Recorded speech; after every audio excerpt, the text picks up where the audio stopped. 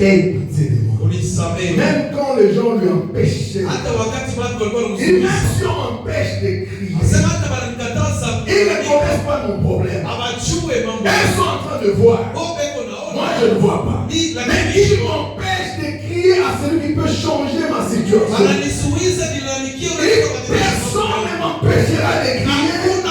J'ai crié au fils de David. Parce qu'il est le seul qui peut me délivrer de tous mes biens. Alléluia. Il y a encore. Moi aussi comme Siméon, je ne mourrai pas. Siméon avait reçu une parole. Il lui était dit qu'il ne devait pas mourir avant de voir le Messie. Il a vieilli. Il a vieilli. Il voulait même mourir. La promesse le retenait en vie jusqu'à ce qu'il voie le Messie. Quand le Messie est né, il a vu le Messie. Il a prié pour le Messie. Il a demandé Dieu, je peux bien la partir. Toi aussi tu ne mourras pas. Tu ne mourras pas. Jusqu'à ce que tu atteignes ta destinée. La promesse de Dieu te gardera en vie. La promesse de Dieu te gardera même si la maladie vient. Tu ne mourras pas. Même si les sorciers de la famille se liguent. Les sorciers du quartier se liguent. Contre toi, il y a une promesse. Jusqu'à ce que tu vois l'accomplissement de la promesse. Jusqu'à ce que tu vois la fidélité de Dieu. Et que tu témoignes. Alléluia. Amen. Nous sommes en train de parler sur la montagne. Qui est une grande montagne devant Zorobabel? Beaucoup de gens n'ont pas été là en semaine.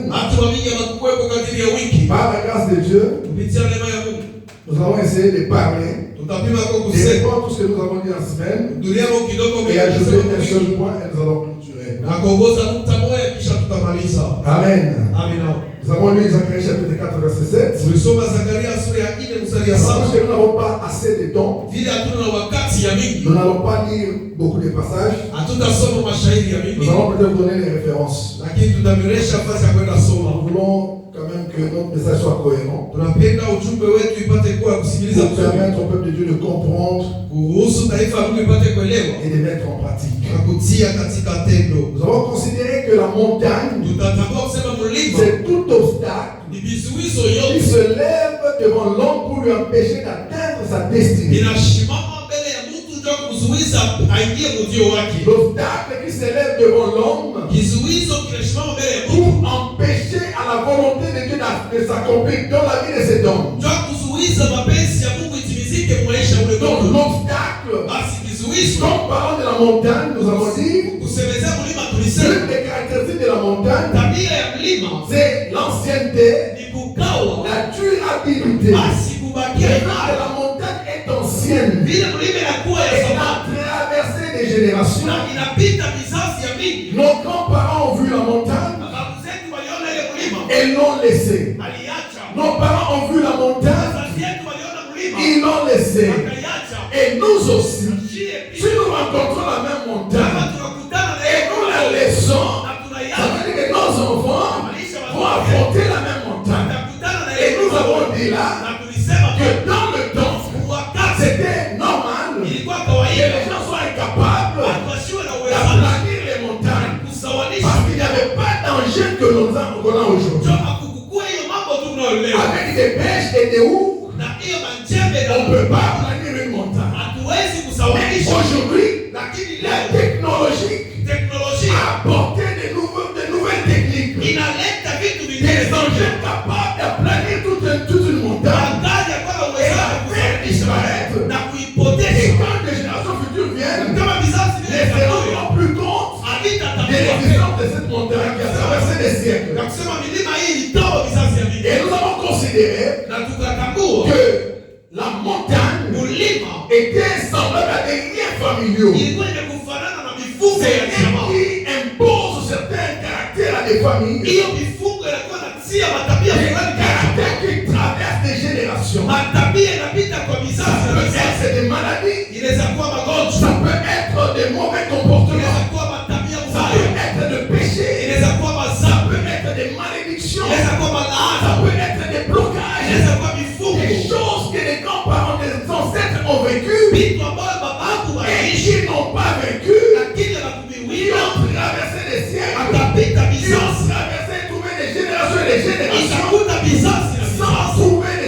bénédiction. Et nous disons, c'est nous aussi, dans notre génération, nous laissons passer ces choses. Ça veut dire que les générations futures vont rencontrer les mêmes blocages, les mêmes problèmes, les mêmes péchés. Il y a des familles qui sont spécialisées dans la sorcellerie. Une famille où beaucoup de gens sont dans la sorcellerie. Et ça, c'était l'héritage. Qui s'est transmis de génération en génération. Il y a des familles qui sont spécialisées dans l'ivrogne. Tout le monde est ivrogne. Il y a des familles qui sont spécialisées dans le vol. Toutes ces choses sont du caractère qui ont été héritées des ascendants. Il y a des familles qui sont spécialisées dans la pauvreté la plus aiguë. Vous regardez la famille, vous regardez parmi les ancêtres, depuis que le monde existe, vous n'avez personne comme référence de la famille. Vous pouvez compter. Regardez dans votre famille, lorsque même un deuil surgit, pour ne plus que réunir l'argent pour payer le cercueil, c'est tout un problème. Il apporte des cotisations. Il n'y a personne qui a un chez soi. Et pour organiser le deuil, vous n'avez pas d'endroit. Parce que tout le monde est locataire. Il n'y a pas assez de place. Ce sont de malédictions. Ce sont de liens. Bien aimé dans le Seigneur, quelqu'un a dit, si tu ne peux pas empêcher à un oiseau de survoler ta tête, tu peux néanmoins lui empêcher de construire son nid sur ta tête. Alléluia. Si tu ne peux pas terminer la sorcellerie dans la vie, même dans ta famille, tu peux lui refuser l'argent dans ta poche. Alléluia. Et nous avons dit que nous avons reçu la grâce. Nous, dans la nouvelle alliance, comme la technologie actuelle, nous sommes capables d'écraser les montagnes, planer les montagnes. Ce n'est ni par la puissance, ni par la force, mais c'est par l'esprit de l'Éternel que cette grande montagne doit être aplanie. Il y a quelqu'un ce matin, peu importe la grandeur de ta montagne, peu importe la grandeur de cette malédiction de famille, peu importe la grandeur de cette souffrance, peu importe la durée de cette maladie, la durée de ce problème, ce matin, une bonne nouvelle pour toi. Jésus-Christ a vaincu pour toi. Jésus est capable d'aplanir la montagne. Dans la nouvelle alliance, il ne nous a pas laissé orphelins. Il a envoyé son esprit. Et par son esprit, il a dit à Zorobabel, es-tu dans la montagne? Et en Zorobabel, tu seras aplani. Alléluia. Nous sommes une génération bénie. Nous sommes une génération bénie. Gloire au Seigneur.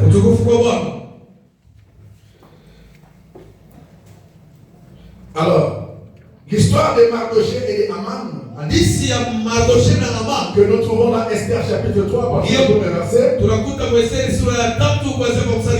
a inspiré sur ce message. Vous savez, cette histoire de Mardoché et Haman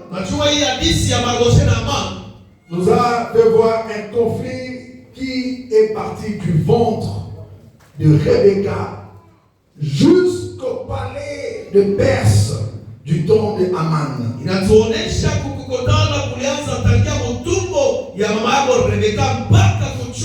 ya ufalme ya Amani. Vous pouvez noter ces passages. Genèse chapitre 36 verset 12. Mwanzo sura ya 13 mstari wa 12. Esther chapitre 3 à partir du premier verset. Esther sura ya 3 kuanzia mstari ya kwanza. Là vous pouvez lire même jusqu'au 8e 9e verset. Eza kusoma mpaka mnane wa chapitre du 3e chapitre jusqu'au 9e chapitre. Kuanzia sura ya 3 mpaka ku ya 9. Alors, vous allez comprendre, bien aimé dans le Seigneur, que Mardochée, lorsque nous lisons dans Esther chapitre 3, à partir du premier verset, il y a quelqu'un qu'on venait de lever. Le roi, je crois que c'était le roi Assuérus, il a élevé en dignité Aman. Il va donner une loi. Tout le monde doit s'incliner quand Aman passe. Alléluia. Et Mardochée était à la porte du palais. Mardochée ne s'inclinait pas devant cet homme. Pourquoi? Parce qu'il était juif. Un juif ne s'incline pas devant un homme. Et c'est qu'on ne s'incline que devant l'Éternel de Dieu. Mardochée a préféré préserver la crainte de l'Éternel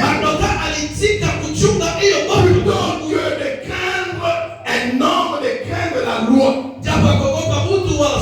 Et c'est ça qui lui a suscité, qui a provoqué toute cette colère. Bien-aimé dans le Seigneur, nous sommes dit, comment quelqu'un peut-il être animé d'une si grande colère parce que seulement on ne s'incline pas pour lui.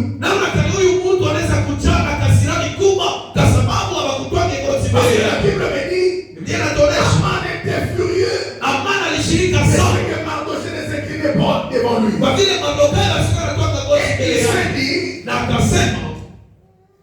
il a dédaigné le fait de mettre la main sur Mardochée seul. Même la loi dit que l'infraction est individuelle. Mais lui va généraliser l'infraction.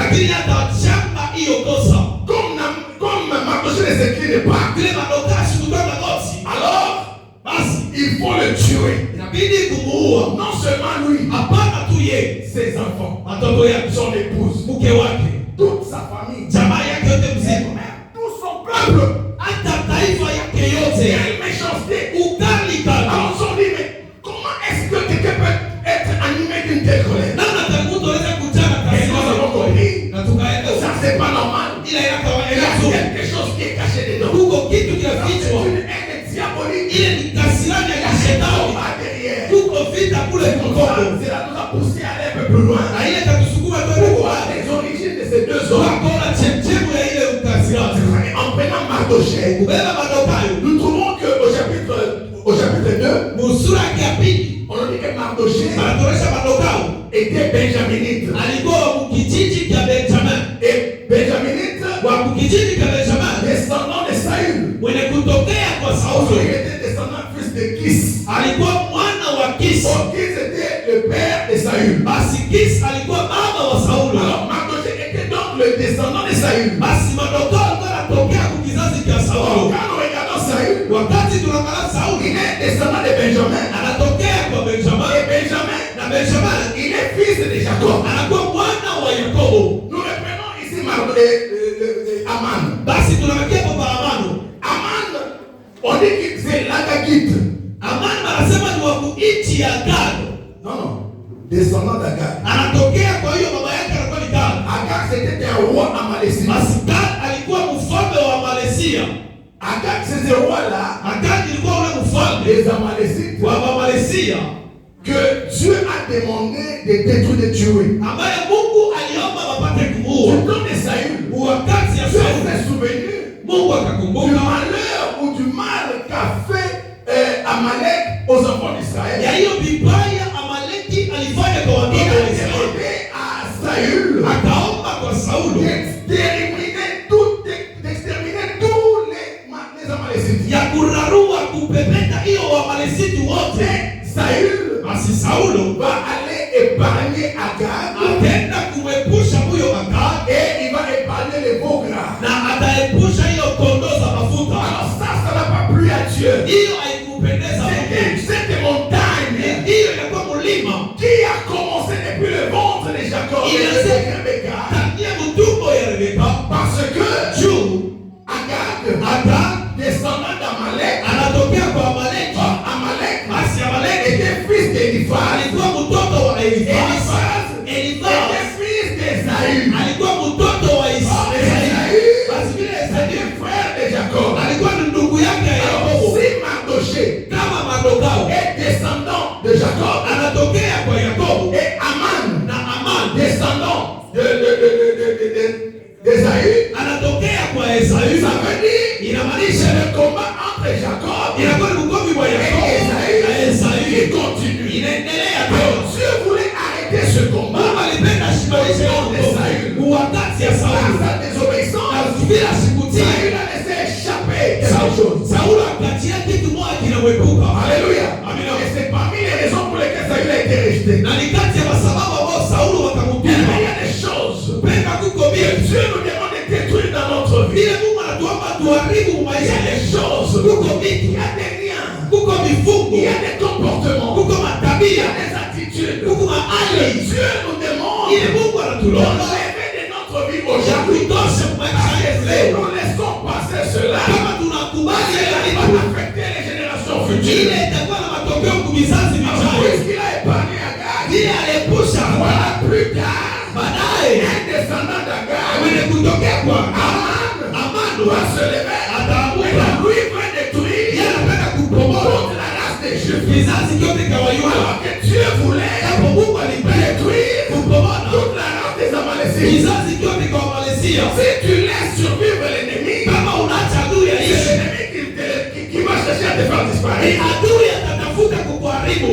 Alléluia. Amina. Et ce combat a continué Ile vita ikaendelea jusque dans les palais. mpaka mchumba wa ufalme. Alléluia. Amina. Ceci nous montre que la Bible, Ile inatuonyesha sema Biblia c'est l'histoire des combats qui traversent des générations. inakuwa ni hadithi ya ugomvi unapita vizazi ya mingi.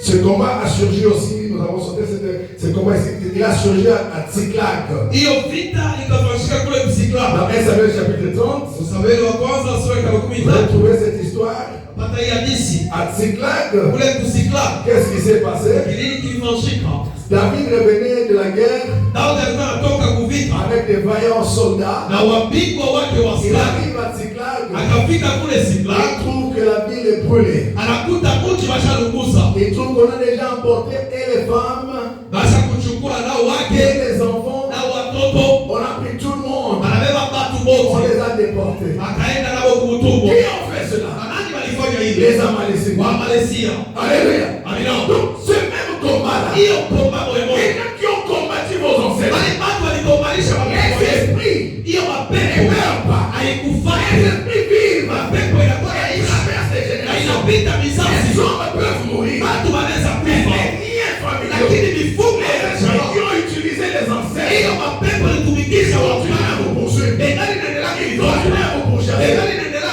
C'est comme ça que kufikisha. vous allez vous retrouver. Pale mtajikuta Vous êtes dans un conflit, vous ne savez pas ça commencer où. huku mkikokotana mjue kulianzia Vous wapi. êtes au travail. Huko Quelqu'un kukazi. se lève et commence à combattre. Huku ndio anaanza kukomalisha. Pourquoi ça? Qu'est-ce que je vais faire? Unajiuliza mtafikiri Vous mfani. n'avez pas de réponse. Hakuna la chini. Quelqu'un vous déteste. Mtu Vous ne ananichukia. devez pas voir votre tête. Sipende kwa kichwa cha huyu mtu. Alléluia. Amina. Des combats comme ça. Vita tu ya Des vyema. malédictions. Laana. Quelqu'un se présente pour le mariage. Mtu anaonekana juu ya ndoa. Les choses commencent à évoluer. Vitu vinaanza À un kuendelea. certain moment, Watu wa il y a fulani un découragement. kunakuwa Soit des blocages. wala vifungo. Il n'a plus d'argent pour payer. Lui qui trouvait l'argent, Sisi tulikuwa tunapata pesa. dès qu'il commence les fiançailles, Kama tu tunaanza kuchumba. il n'a plus d'argent. Ana tena na Tout pesa. ça, Hiyo yote. pour que tu n'entres pas dans le mariage. Kama ushikie ndoa. Il y a des familles Huku qui majamaa ont été sacrifiées comme ça. wanaisha kutoa juu Je ya vais hiyo. dire quelque chose. Tena unaisha kitu Par pale. rapport aux enfants d'Israël. Wapatana watoto wa Israeli. Vous savez bien aimé, Unajua wapendwa, si Israël s'est retrouvé en Égypte, kama Israeli alijikuta Misri, ce n'est pas parce que haina juu ils ont voulu être esclaves. alipenda kuwa watumwa. Hapana. Leur père, Baba yako du temps de Jacob, wakati ya Yakobo il y avait famine dans leur pays. kulikuwa njaa mmoja. Ils ont choisi d'aller habiter en Égypte. Bakachakula bakekala D'aller Misri. suivre Joseph. Bende kumfuata Ils Yosefu. sont allés pour leur pied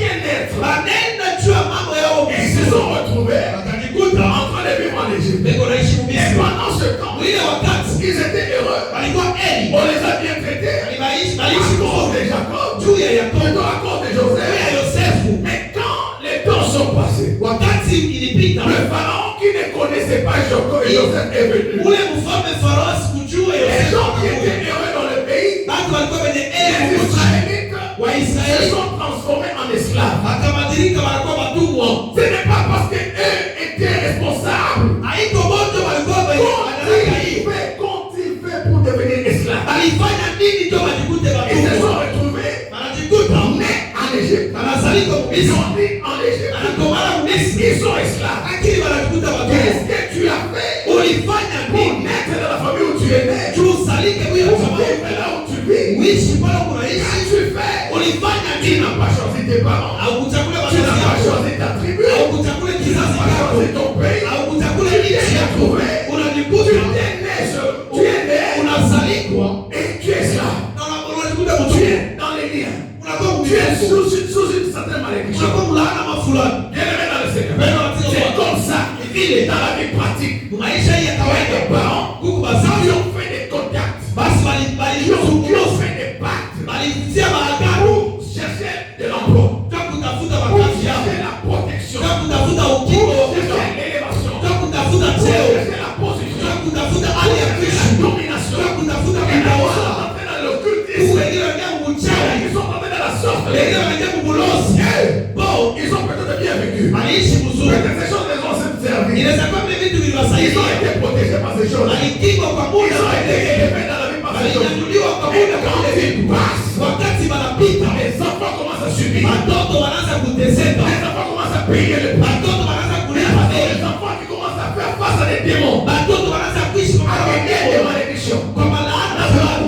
Ne connaissez-vous pas Hamjui des gens qui ont vécu, watu waliishi, qui étaient riches, walikuwa qui matajiri, avaient beaucoup de biens. walikuwa na mali Les mengi. gens aujourd'hui voyaient leurs enfants. Kama mnaona leo watoto Ce yao sont des malheureux. inakuwa ni On ne maono. peut pas comprendre, s'imaginer qu'ils avaient des parents qui étaient riches. Hatuwezi kuzania sema watoto walikuwa na baba alikuwa mtajiri. Bien-aimé dans le Seigneur, Pendwa katika si Bwana. c'est ton cas aujourd'hui, Kama ni mambo yako je leo, voudrais te dire, napenda kukuonesha si tu es né dans des conditions comme ça, kama unazalika kwa hali ya ce n'est zile, pas de ta faute. haiko kwa kosa Si yako. tu es né dans la pauvreté, Kama unazalika kwa ce n'est mateso, pas de ta faute. haiko kosa Si yako. tu es né Kama dans unazalika la malédiction, kwa laana ce fulani, n'est pas de ta faute. haiko kosa Mais yako. si tu meurs dans ces conditions, Lakini ukakufa mwenye c'est là que ça sera ta faute. ile ndio itakuwa Si kosa tu yako. meurs dans la pauvreté, si tu meurs sous la malédiction, Ukakufa kwa c'est laana, là sera ta ile faute. itakuwa kosa Parce yako. qu'aujourd'hui, nous avons le pouvoir de crier à l'éternel. Nous avons la possibilité d'invoquer celui qui a le pouvoir d'utiliser toute malédiction. Alléluia. Gloire au Seigneur. Tukufu kwa Bwana. Hey. Le temps va nous faire certainement défaut. Je ne sais pas si on va terminer même tout ce qu'on a dit la semaine. Voilà. Nous allons nous arrêter là où nous allons nous arrêter parce que je préfère être libre selon l'esprit. Tutasimama pale, tutasimamia. Napenda kuwa huru kwa Alors, matendo. nous avons vu Tuliona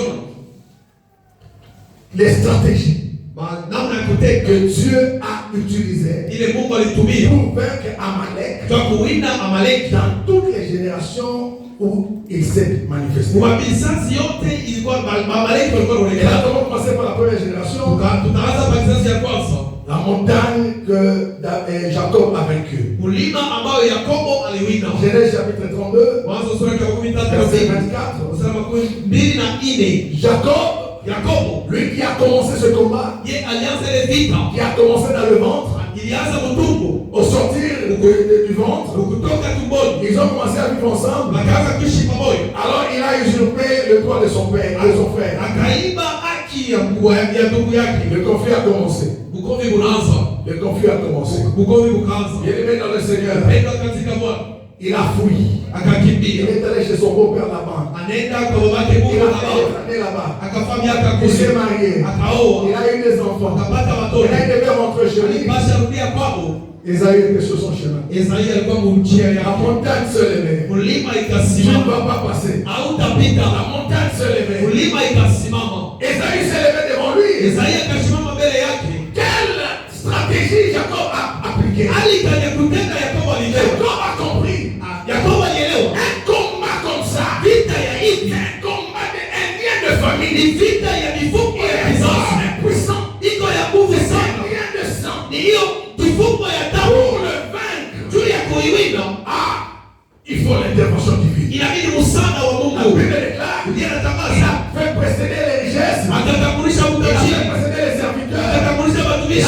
présenté sa famille. Il est resté seul avec Dieu. Il a lutté toute la nuit avec Dieu. Et la Bible me dit, il a lutté avec un homme. Il lui a brisé la voiture. Parce qu'il a dit à cet homme, ne te laisse pas jusqu'à ce que tu m'aies payé. Alléluia. Il a rencontré celui qui pouvait le délivrer de cette montagne. Celui qui pouvait terminer cette montagne. Cet homme a été changé. On lui a dit, ok, quand tu veux l'intervention divine, Dieu est saint. Dieu est esprit. Alors toi tu es Jacob. Jacob signifie roublard, un usurpateur. Alors ton nom là, rappelle ton péché. Tu dois d'abord naître de nouveau. Tu dois être brisé. Tu dois changer de nature. Alors tu ne seras plus Jacob. Tu seras désormais Israël. Bien-aimé dans le Seigneur, la première stratégie pour vaincre le combat spirituel, rencontrer personnellement Jésus, lui donner sa vie, le sauveur de notre vie, changer notre identité, changer notre identité. Tu dois être brisé sur ton comportement. Ton homme ancien doit passer pour mourir. Alléluia. Il faut mourir dans l'homme ancien. Parce que là, tu passes d'une famille biologique à la famille spirituelle. Alléluia. Donc le brisement a changé la nature de Jacob. Tu dois apprendre à avoir une communion avec Dieu. Là où il y a le combat spirituel, là où il y a des liens de famille, il faut aussi une conversion véritable. Alléluia.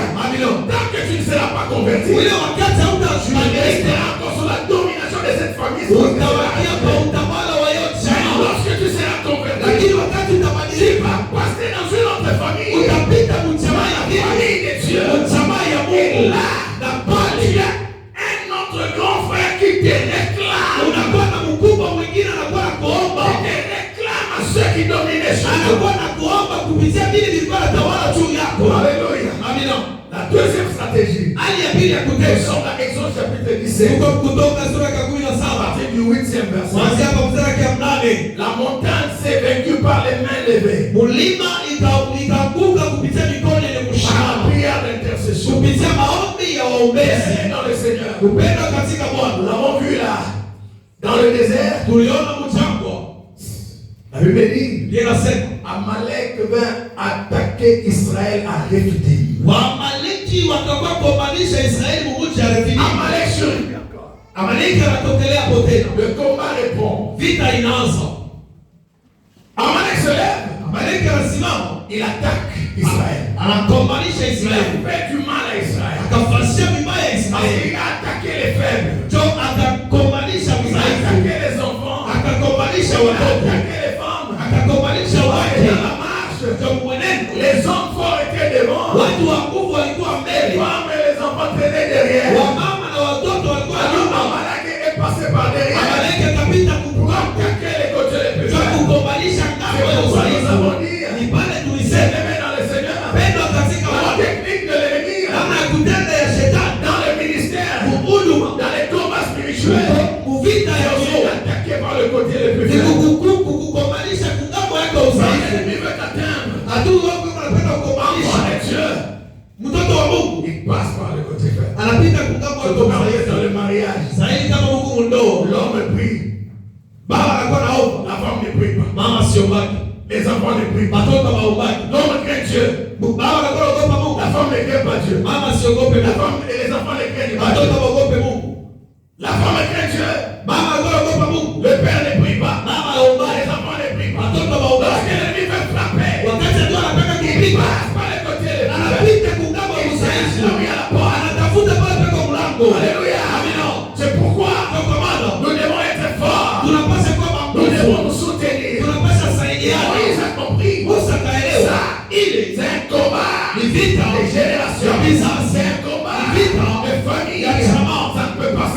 haiwezi kuinua avec les armes na masilaha tu ya kimwili.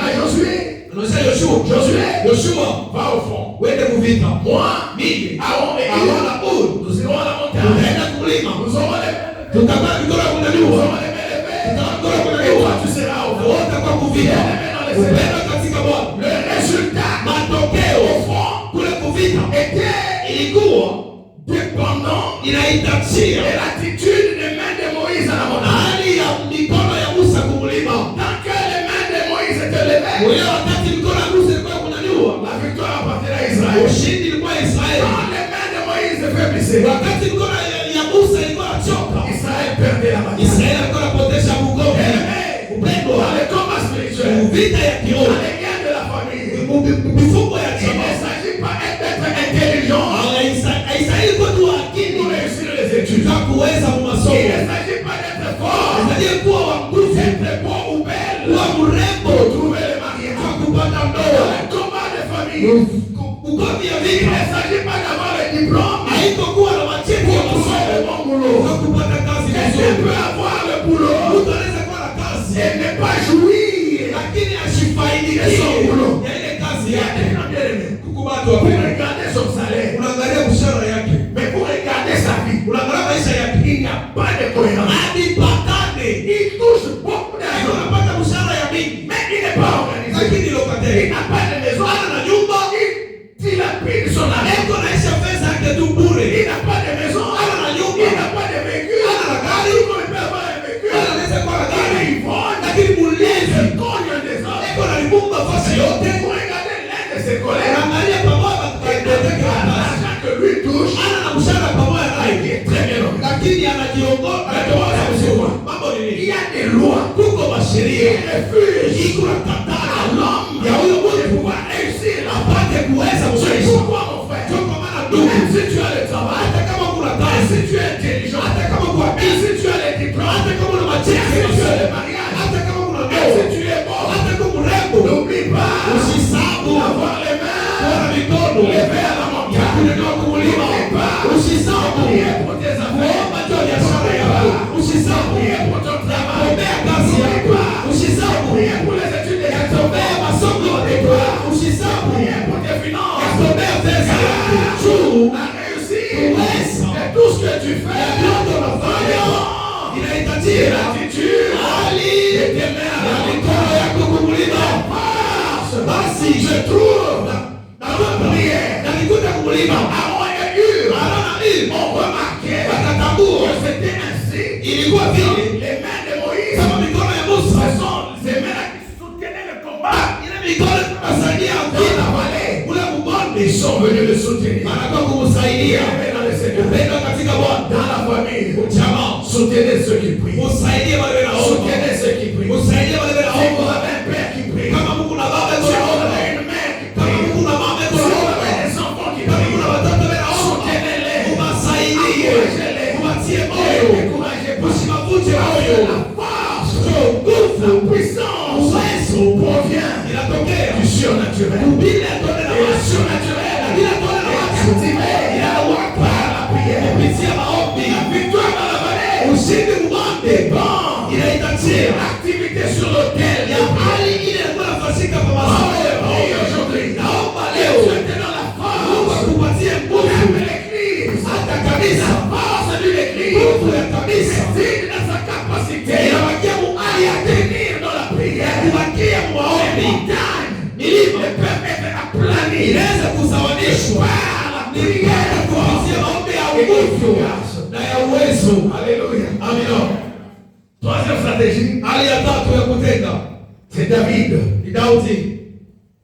1 Samuel chapitre 30. Samueli wa kwanza sura ya 13 À Ziklag, kule Ziklag, quand les Amalécites sont venus, wakati wa Amaleki walikuja ils ont pris le peuple. wakachukua Ils taifa, ont déporté les femmes. wakaenda na wanawake, Ils ont déporté les enfants. wakachukua watoto, Ils les ont amenés à la déportation. wakawapeleka kule kutumwa. Bien-aimés dans le Seigneur, Upendwa katika Bwana, des vaillants héros. wapingwa. La Bible dit ils ont pleuré.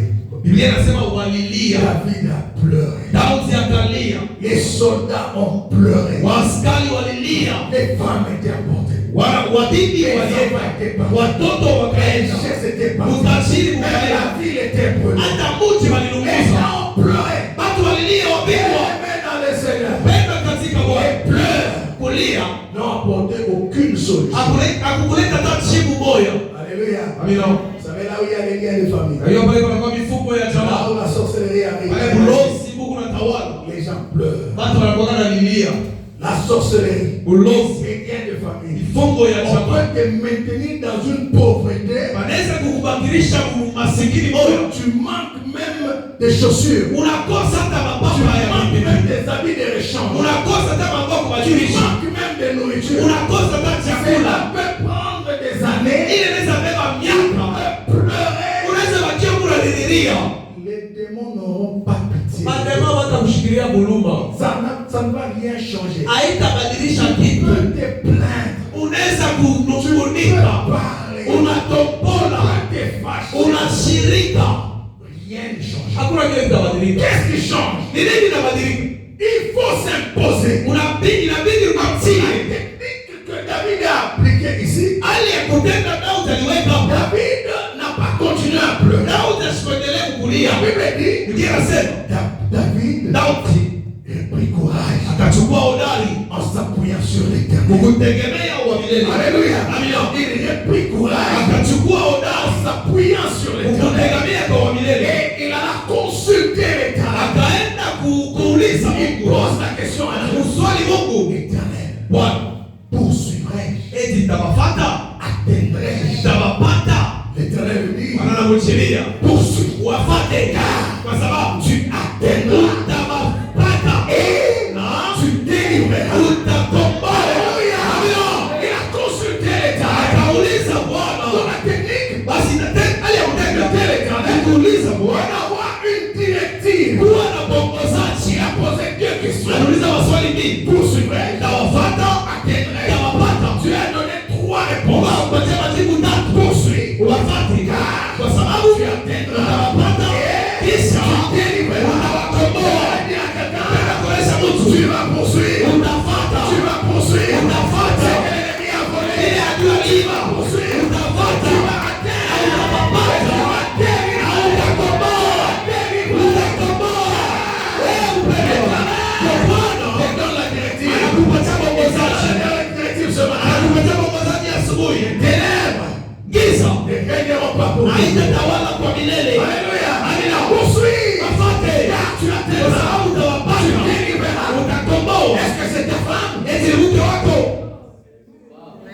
Est-ce que c'est ton mari? Eti ni bwana yako. Et tes enfants? Eti ni watoto yako. Que l'ennemi a pris. Wale adui alibeba. Bloqué. Wale adui alifunga. Arrêtez-le dans le Adui péché. alishika muzani. Arrêtez-le dans la Adui maladie. alishika magonjwa. Et qu'est-ce que l'ennemi a Ni pris? nini adui alibeba? Ta richesse. Ni utajiri wako. Poursuis. Wafate. Tu atteindras. Utawapata. Tu délivreras. Utawakomboa. Bwana eko na wewe. Je me rappelle Nakumbuka au début de notre mariage. kumwanzo ya ndoa yetu. Nous nous sommes mariés Tunaolewa à quelques mois. Aux 2 premiers mois du mariage. miezi tu ya kwanza na pili ya ndoa. Alors, mon épouse a conçu. Mama kuchumba akachukua mimba.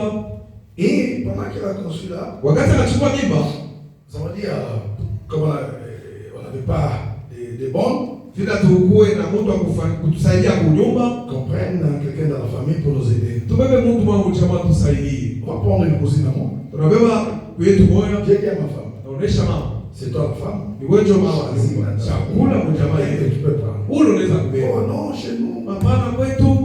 Ok, ça va. Ok. Regardons chez nous. Tuangalie mashinda Je sais kwetu. pas, on va prendre quelqu'un. Tutabeba mtu mwa fulani. La maison à la maison. Tunamleta kunyumba. Comment ça arrive? Tunaanza kuishi naye. Nous Upendo. avons fait 4 ans de fiançailles. Tulifanya miaka 4 ya kuchumba. Nous n'avions jamais eu de problème de tiraillement. Hatuyakosanaka. On s'aimait beaucoup. Tulipendanaka sana. Tungaendelea kupendana na leo. Là, Sana kupenda.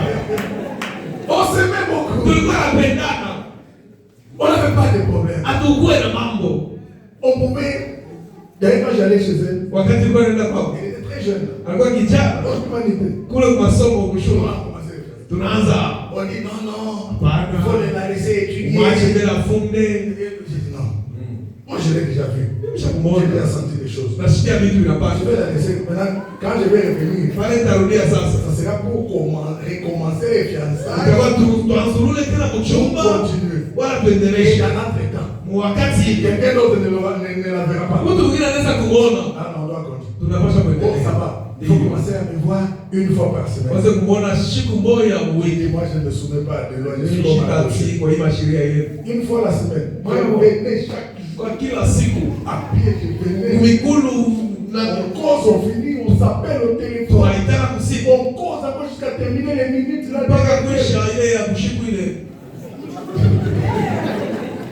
alors, on a fait un mariage. On ne comprend pas comment ça s'est expliqué. Depuis que cet enfant est entré dans la maison, des problèmes, on ne s'entend pas, on ne s'entend pas, des conflits. Je n'ai pas compris. Un jour, papa, je sais que papa, nous est docteur Bukongo a peut-être oublié, il va se rappeler. Menace d'avortement. On est même parti à l'hôpital. On a dit non, c'est déjà parti, on l'a avorté. On a fait le curtage. J'ai dit non, je ne suis pas d'accord. Alors ce médecin-là, je ne sais pas, il doit être occultiste. Il doit aller le médecin chrétien. On s'est voir papa Bukongo. En 2009. Consulté madame, il a prodigué des conseils et nous sommes partis.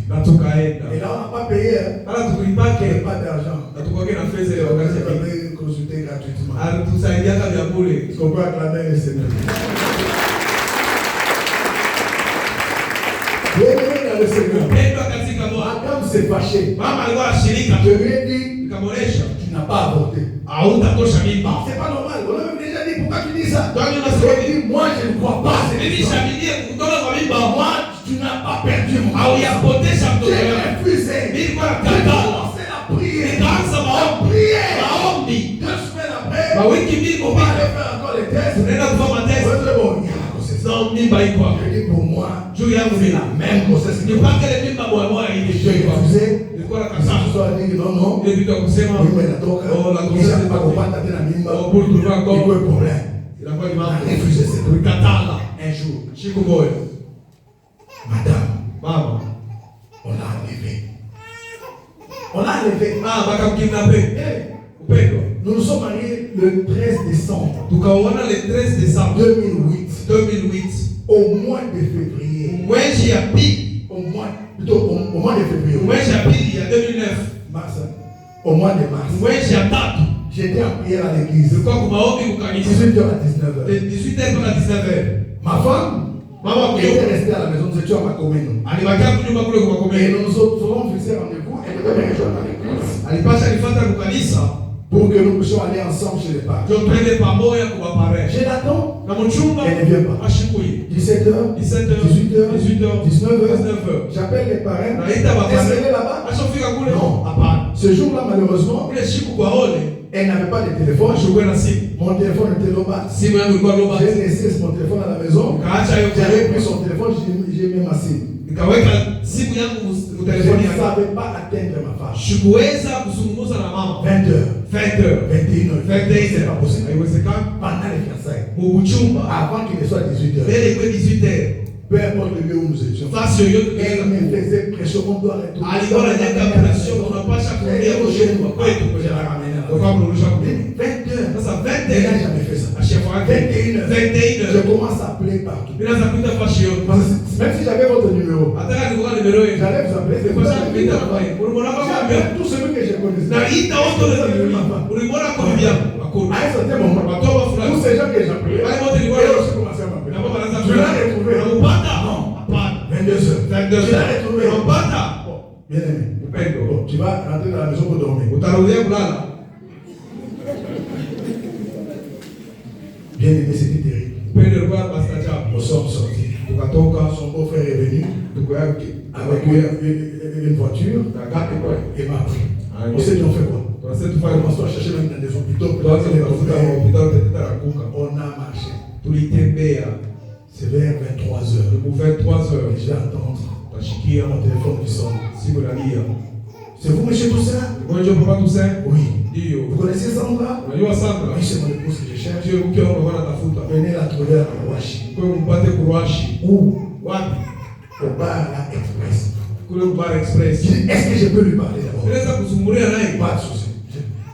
Sandra, c'est toi? Oui. Dio. Qu'est-ce qui est arrivé? Nini nafika? C'est une longue histoire arrive. Hadithi mrefu wewe fika mbele. Dans la suite, Kisha vous connaissez prochainement. utaiwa shughuli tafadhali. Nous sommes arrivés. Tukaenda délivrés. tunaenda kukomboa. Donc Christ est venu sauver. Ile Kristo alipokukomboa ulimwengu. On a délivré les Tukamkomboa. L'histoire, Hadithi prochainement, mashughuli nous jana. allons expliquer ce qui s'est passé. Tutasema vile Donc vilifanyika. elle est enlevée par des peines Basi ni mapema ndio avec un chef na jemadari wako qui l'a amené. alikupeleka Et Dieu l'a délivré de manière na miraculeuse. Mungu akamkomboa kwa namna wao maskini. Alors, j'ai compris qu'il y avait un problème. Nikaelewa kulikuwa mambo. J'ai compris qu'il y avait un combat. Nikaelewa kulikuwa vita. Alors, toujours au mois de mars, là, Ule mwezi ya tatu mule je vais trouver une opportunité. napata bahati Je pense qu'on va clôturer par là. taishia pale. J'ai trouvé une opportunité pour aller à Kinshasa. Napata bahati ya kwenda Kinshasa. Je devais voyager. Pasha kusafiri. Il y avait un atelier Ulikuwa atelier moyo de 6 jours à ya Kinshasa. masiku 6 ku Kinshasa. Alors, avant de partir, Mbele ya kwenda j'ai appelé ma femme. nikaita mke wangu. Je lui ai dit, Namuonesha quand tu es enceinte, wakati tulikuwa kuchumba on n'avait pas de problème. hatukuwa na mambo hivi. Depuis que nous sommes ici, mariés, Tangia tu kuelewa il y a des problèmes, des conflits. On ne s'entend pas. kwa kukutana tupatane. Tu as tenté d'avorter. Ulipima kutosha mimba. On t'a enlevé. Balikinape.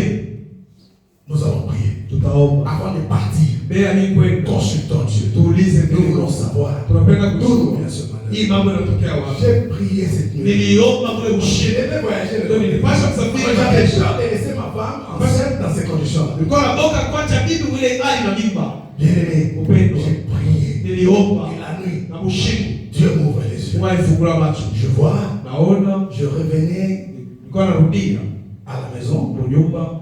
et je vois un ami avec qui nous étions dans la parcelle, Naona rafiki yule tulikuwa naye mpango avec ma femme, na mke wako. qui sortait du salon, Walikuwa natoka dans kwa mon salon, usalama yangu. et qui sortait cette fille que j'avais hébergée, ma nièce. Balikuwa natosha ule ndugu yangu alikuwa na alikuwa utupu. Et on la sortait dehors. Walikuwa namtosha On lui disait, sors, walikuwa wanaonyesha soka sorcière, sors. toka mlozi. Et quand je suis arrivé, Wakati nafika mais tiens, mamie, j'étais prêt pour t'aider. nilikubeba ndio Il y kusaidia. a même ses études. Nilikuwa alipata masomo. Et toi, tu es venu pour me détruire. Wala kwa kuniharibu. Je suis désolé. Mina huzunika sana. J'ai sursauté. Na nikaamuka kushikishwa. Vous allez demander l'interprétation à qui? Utatafuta tafsiri kwa nani? Que l'interprétation est ça. Tunatafuta hapa interprete pale. Je consultais l'Éternel. Tukauliza Bwana. L'Éternel m'a Na répondu. Bwana alishikia. Et le lendemain, Na makesha avec sagesse, na hekima yote. ni moi qui n'a bibi kunyo. Que je la laisse avec ma femme ici à la maison. Nene ni kombe lo ambaye. Que je parle prier de loin. Donc, Kinshasa. Kule Kinshasa. Papa, j'ai pris l'argent. Nabeba pesa. Beba. Prends. Routier beba. Rentre d'abord. Parlez de quoi? Lorsque je vais rentrer, Dans ce boy. on va parler. Alléluia. Amina. Elle est rentrée. Nakarudia. Bien-aimé dans le Seigneur. Pendo katika Bwana. Si tu n'apprends pas à consulter l'Éternel, Kama ujifunze kuuliza si tu Bwana. n'apprends pas à combattre, Kama ujifunze à la kukombana prière, mu maombi, il y a des chaînes. kuko mabifuko Mais na ne minyororo jamais coupé. ila Il itakachika y a kama des souffrances kuko qui mateso se termineront. haitaishaka Il y kamwe. a certaines montagnes Kuko mababa qui ingine se sont dressées devant nous ilishimama mbele yetu pour que Dieu soit glorifié. ndio Mungu apate Une kutukuza. autre montagne s'était dressée devant Israël. Mlima ingine ilishimama mbele ya Israeli, C'était la mer rouge. ilikuwa ni bahari mwekundu, Ce qui lui empêchait ilikuwa mzuiza d'atteindre sa destinée. apike Et kujua cette montagne, ile mulima c'était pour la gloire de Dieu. ilikuwa kwa utukufu wa Mungu. Bien-aimé, Upendo ne meurs pas usikufe avant que Dieu ne se glorifie mbele Mungu apate dans kujitukuza ta situation. mu mambo yako, Avant que ce blocage-là, mbele ile mifuko, avant que ce problème qui t'a fait pleurer mbele longtemps, ile mambo ne yalikulilisha soit sana changé ubadilike en solution. kupitia Nous chini. allons tenir debout. Tutashimamia Nous wima, allons prier un peu. tutaomba kwa kidogo. Le temps s'est avéré trop court pour moi. Wakati inaonekana kidogo juu yangu, Beaucoup de points n'ont pas été touchés. manukta mingi tukuguse. Et je pense que c'est ça que Dieu a voulu que nous puissions Tanzania connaître. ni hiyo Mungu aliruhusu tupate kusemezana. Alors nous allons invoquer l'Éternel. Tutaandika kwa milele. Chacun de nous va se placer devant sa Kila montagne. mmoja atashimama mbele ya Vous mlima avez wake. suivi le message. Ulifuata ujumbe. Je vais donner la requête en 2 temps. Chacun de nous se dresse devant sa propre montagne. Tu vas identifier ta montagne. Tu vas commencer le combat. Tu vas faire des déclarations. Tu vas prier. Soit les mains levées. Peut-être ton cas. Peut-être corps à corps, face à face avec l'ange. Pour toi, il faut consulter l'Éternel. Pour Mardochée et Esther, et c'était le jeûne et la prière. Et pendant ce temps, tu vas te lever. Commence à attaquer ta montagne. Au nom de Jésus-Christ de Nazareth. Arrête cette souffrance. Arrête cette maladie. Arrête ce péché. Arrête maintenant ce lien. Arrête cette malédiction. Au nom de Jésus-Christ de Nazareth. Lève-toi maintenant. Tu as le pouvoir. Tu as le pouvoir. Tu as le pouvoir. Et laisse pas passer cette montagne. Katika la Yesu. Katika la Yesu. Mulima ya powe. Mulima yote ya existence. Ufamigado.